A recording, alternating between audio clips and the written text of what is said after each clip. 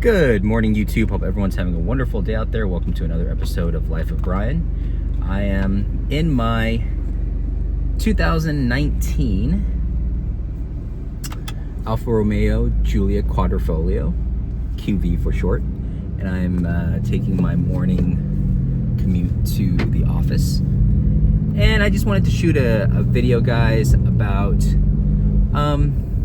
why this car does not get a lot of, I don't know if love is the right word.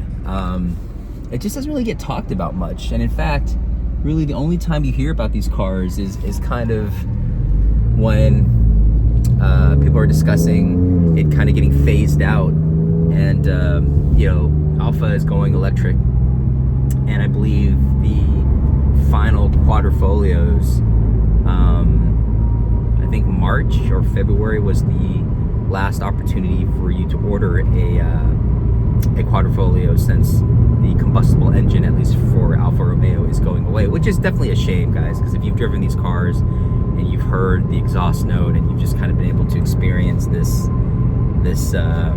wonderful naturally aspirated V8, Ferrari-derived V8 at that, you would definitely be pretty sad to hear that news as well. But yeah, it's a really fun car to drive. It's a very usable car. I think, you know, there's, you know, obviously the sports sedan segment and, you know, the regular sedan segment. So all these different segments, right? Crossovers and whatever the case may be. And I honestly think that if you need a sedan, sporty or not, I mean, unless you're just very you're very opposed to having a fun car, you just rather drive an appliance like a Tesla or something like that, there's really no reason you would not get a car like this.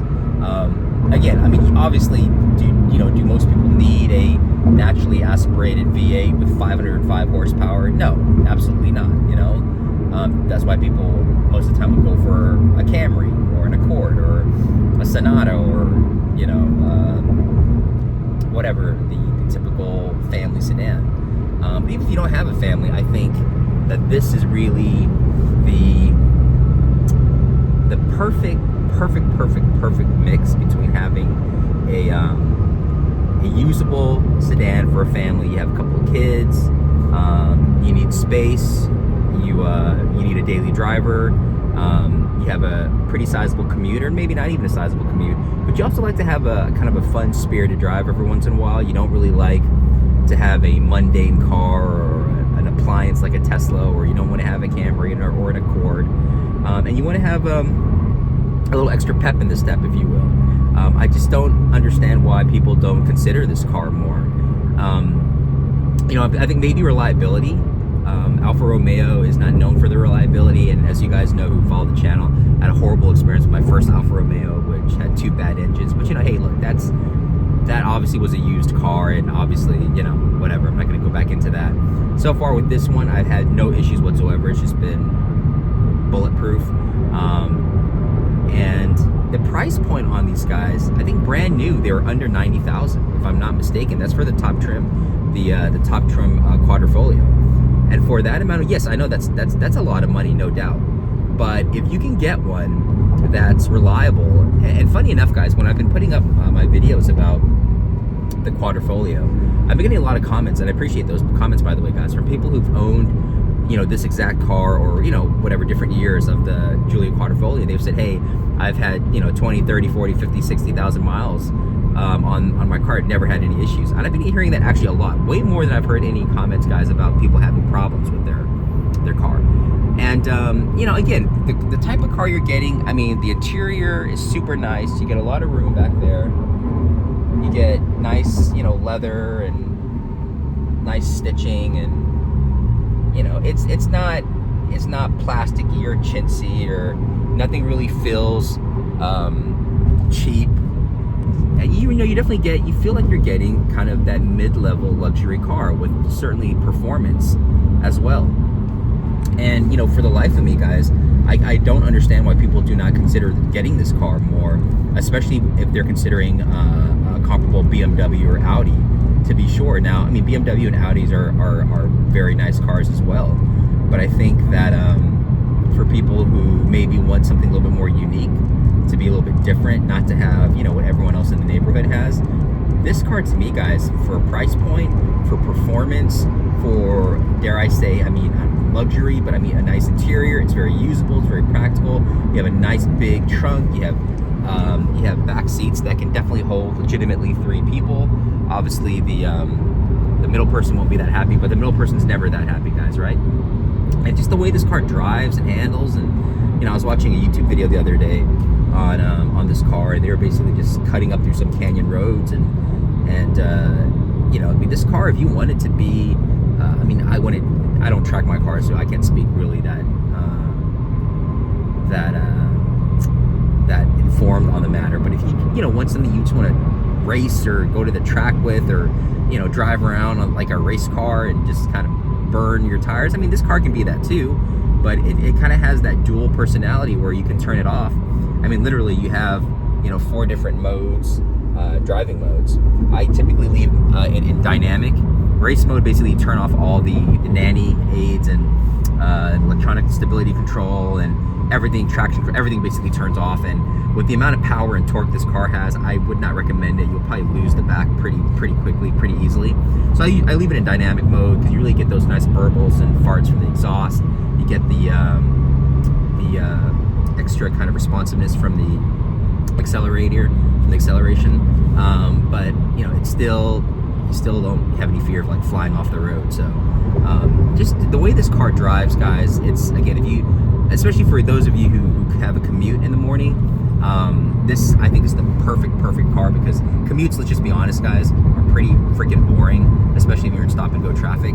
And I've mentioned a couple times in my other videos about my other cars where, you know, it's kind of like a third car, it's a weekend car. It's definitely not something I would commute in, mostly, or a daily drive, like a daily driver, right? And the reason for that is reliability, comfort. You know, like for example, my Gallardo would beat the hell out of me. I would never daily drive that or commute in that. Same thing with my Ford GT, my Evora GT. Also, I would not commute in. It's a little bit too cramped. Has no usability, no storage space.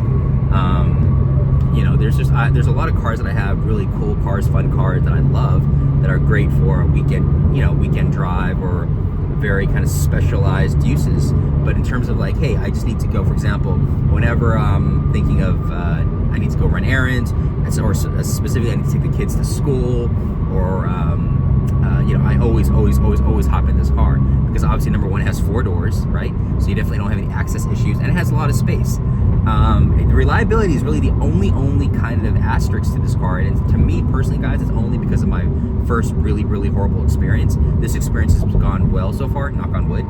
But if you're looking for something in that kind of mid-level, higher mid-level range of sedans, or even if you honestly, guys, don't even need this space, you don't even have kids, but you just want a fun car to daily drive, to commute, to basically your do everything car, I think this is honestly the perfect car. That's really kind of what that's my point, guys. That's what I really want to say. This is the perfect do everything car, right?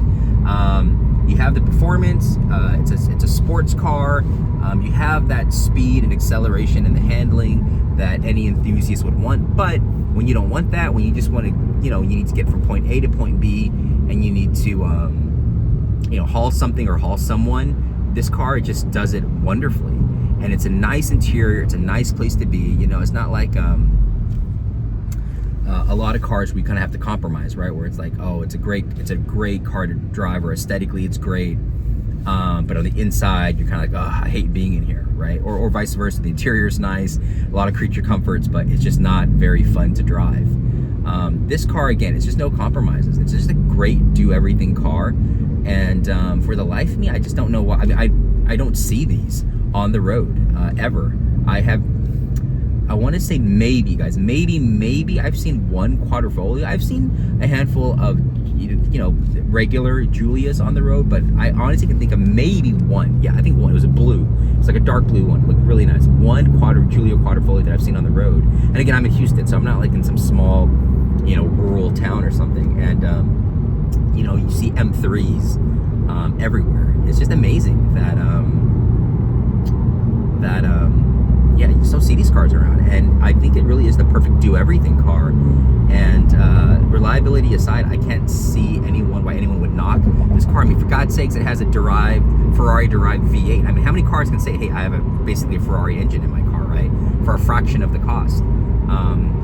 And again, you don't have to compromise. You're not compromising on the interior quality, the space, the usage, or anything. So I just wanted to give you guys a quick video on my thoughts on that, since I'm actually taking this car on my daily drive, on my commute, and just dropped off my boys at school. And you know, it's just such a fun car to drive, an enjoyable car. It's a nice place to be, kind of just sit back, relax, get back in these comfy seats, and get to where you're going. And you know you're gonna get there quick, and you know you're gonna get there in a comfortable way. So yeah, let me know what you guys think about the Giulia Quadrifoglio. If you guys have one, if you agree, if you disagree, we'd love to hear your comments on it. Hope you guys liked the video. Give it a thumbs up, comment below, like and subscribe. Please support the channel, and I hope to catch you guys on the next video. Take care. Bye bye.